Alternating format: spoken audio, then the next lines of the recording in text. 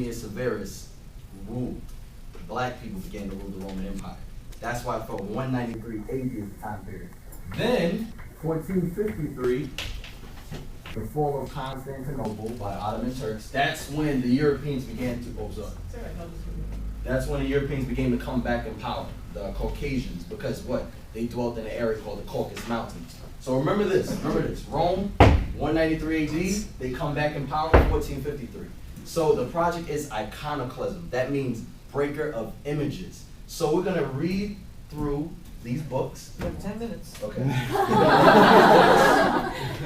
We're gonna go to the book called The Icon, page 126. I had to write this down. It's a lot of pages, a lot of pages.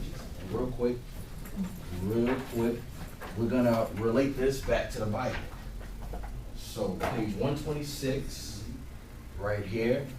I'm gonna show the pictures and I'm gonna pass it down. So everybody pass around, all right? Right here, you're gonna see dark images of Jesus Christ and his mother.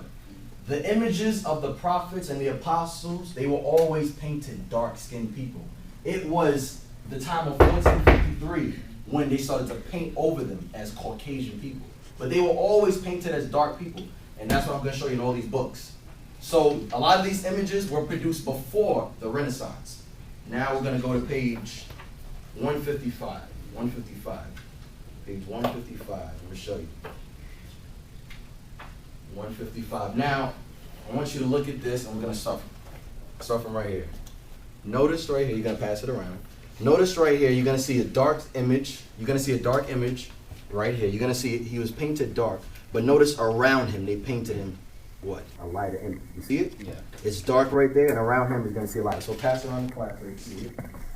Now, the next book, since we got short time, the next book is gonna be Art Treasures of Russia. This book right here, you're gonna see more images of the prophets, and all of them being painted as dark-skinned men. Because a lot of times in class, in history, we always learn, when we see people like Septimius Severus, Charlemagne, the Anglo-Saxons, we always see them as these were great famous Caucasian men, when these were really black men that ruled. Rome, the Byzantine Empire, was ruled by black men. So now, go to page 37. Page 37. And on this one, same history and all that.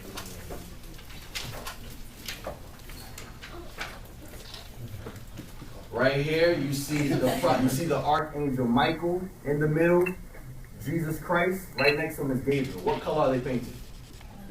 They're painted very dark. But in many books after 1453, they're painted white. Why? You had famous iconoclasts, Leonardo da Vinci, Michelangelo, Raphael, Donatello, 3 Ninja Turtles. They were hired to paint over these images. When I went to Rome and the Vatican and I saw the Sistine Chapel, he was hired to paint biblical characters, Caucasian men. Why? So that when a lot of people begin to read the history of the Israelites and Jews, they would think that they were Caucasians. That's why. That's history.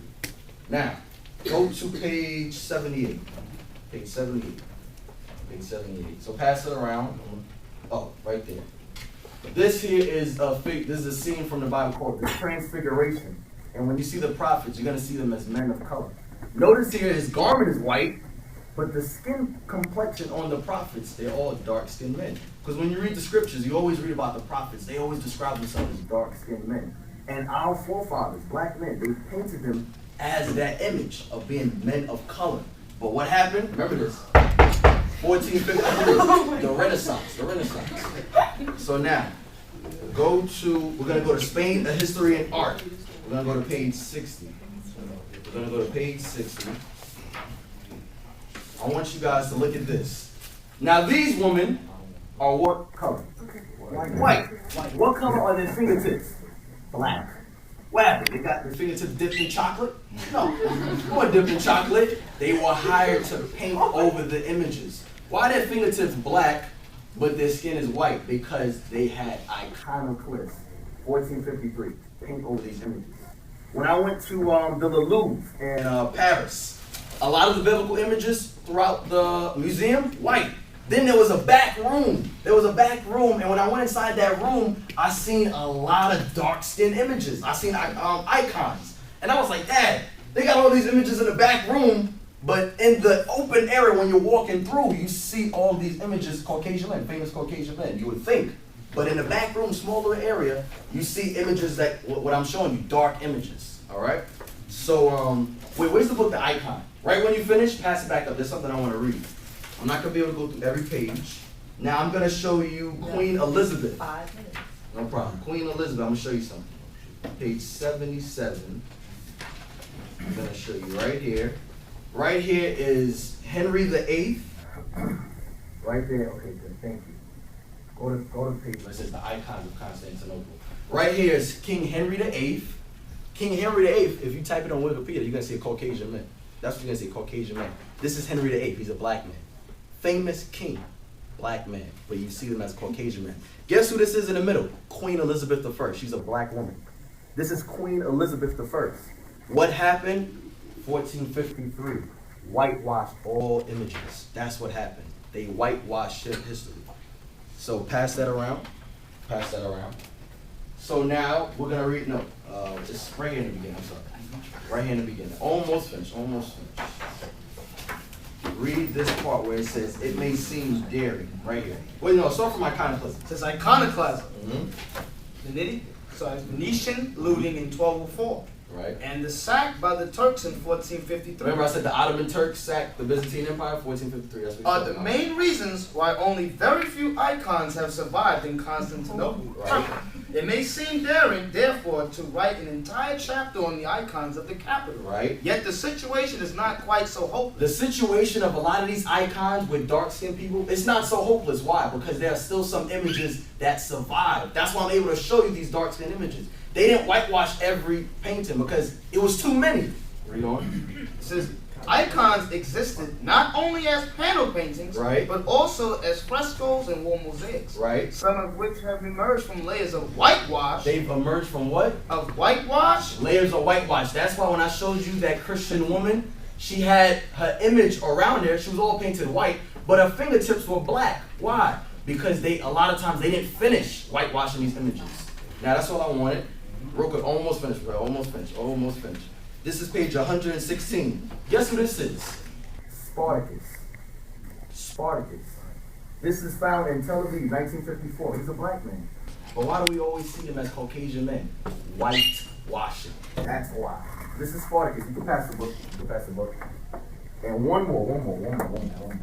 Two more points.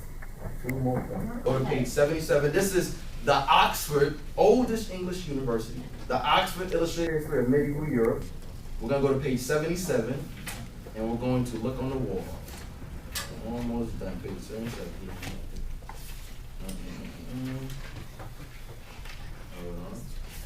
I think it's page 77. Oh, 177, I'm sorry. 177. Right here. I want you guys to look at this.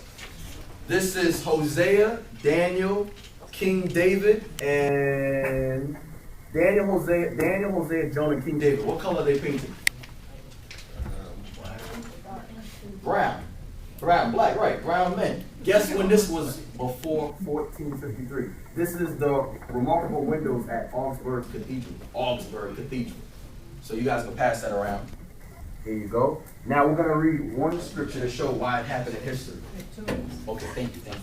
First Maccabees. In the Holy Bible, you have a book called the Apocrypha.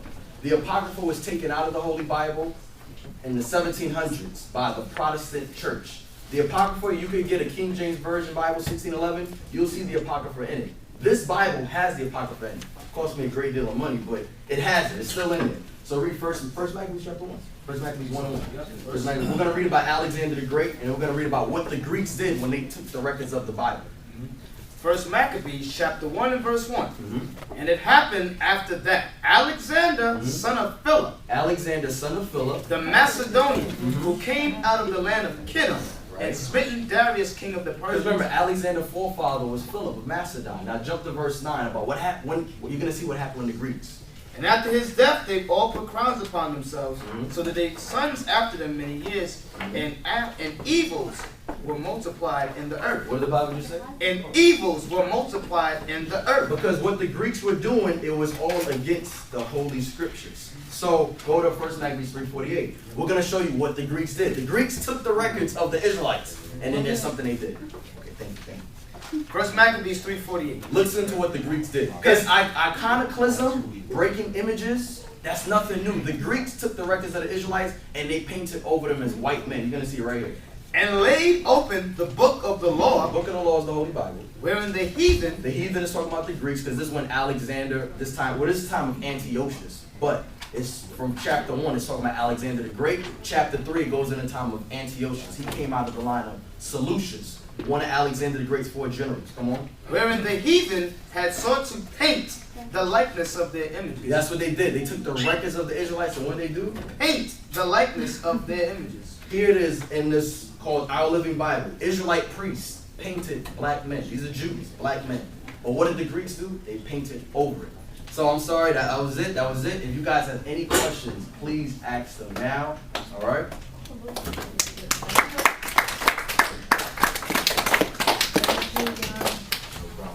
Any questions? Any questions? Any questions? Yes. Was this only in America that they really did this? No. They did this throughout all of Europe. They did this throughout. But I mean, like.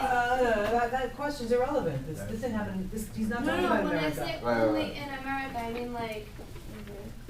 Are there more pictures that are shown throughout the world that do have darker skin? Well, that's what he's talking about. Right. That's exactly what I was showing. That's it. Because like this book, Art Treasures of Russia. In this book, Art Treasures of Russia, you see dark skin images all over throughout Russia. Because when you look up the history of the slave trade, they took a lot of slaves from Russia. Why was slaves in Russia? Because black people ruled Russia at one point in time. The reason why. Would they have pictures of? Yeah, a lot of these areas they're there. Because the reason why they called it the Dark Ages was because dark people ruled. So they called it the Dark Ages. That's why. But when they came back in power, 1453, they overthrew everything. Any other questions? Oh, yeah. Henry VIII and Elizabeth I. Are you talking about England? Exactly. Any other questions? No other questions? I know y'all got questions. What's your question? You're basically saying all the rulers, and according with everyone, all the prophets, Jesus were all black. All dark skin.